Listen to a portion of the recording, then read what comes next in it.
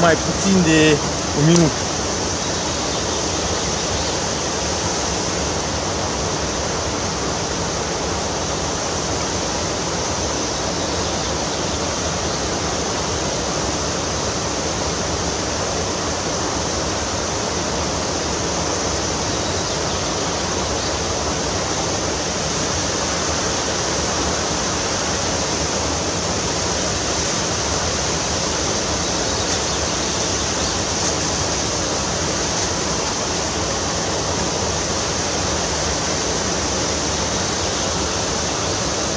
Deci hai să spun ce folosesc, că e botă Tiran, 1,80 m, ține 5-15 grame, mulinetă Shakespeare, e un pic cam mare mulinetă asta, dar mulinează bine, 5 gumenți, care sau 7, și fier 0,22 cu linguriță, ce?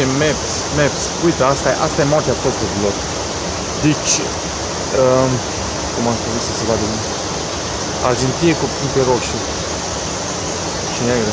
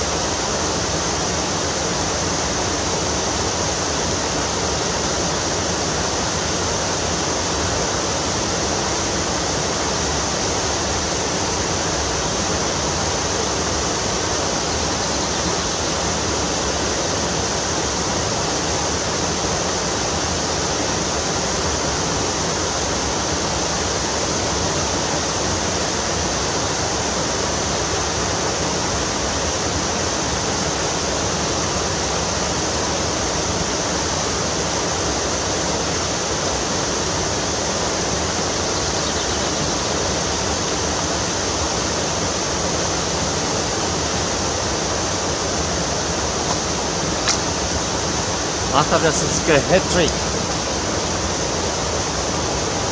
Că vezi? Asta e diferit. Nu știu ce specie e, dar e diferit. Nu-i rău, a? Good game.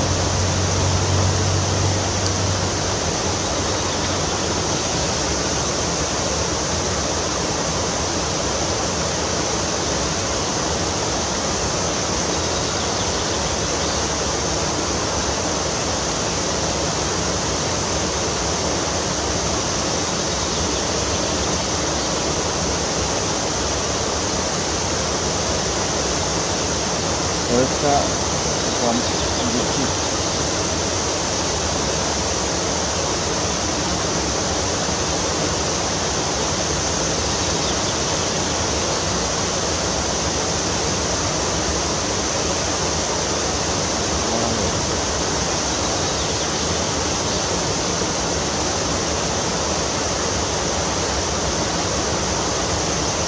uitat la reanimate.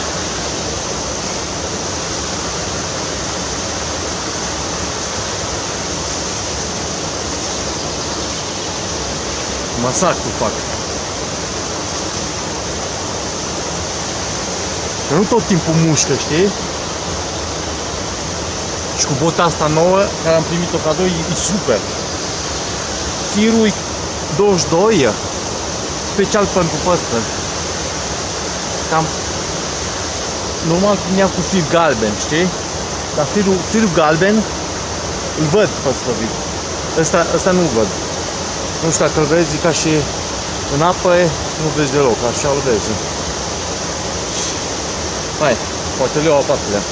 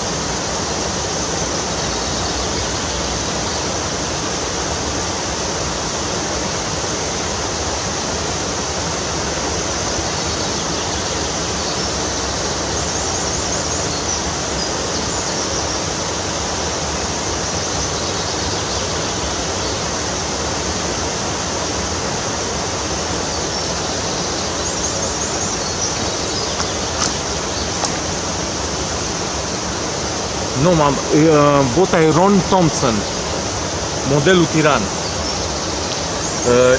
Ce am vrut să zic, că în Elveția nu există, nu e ca și în Franța, de exemplu, să zici să omori,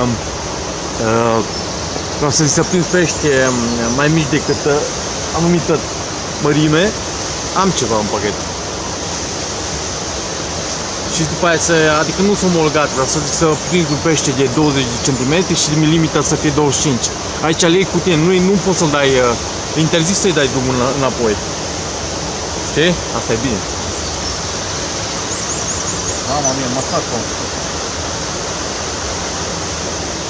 Hai, următoarea cascadă.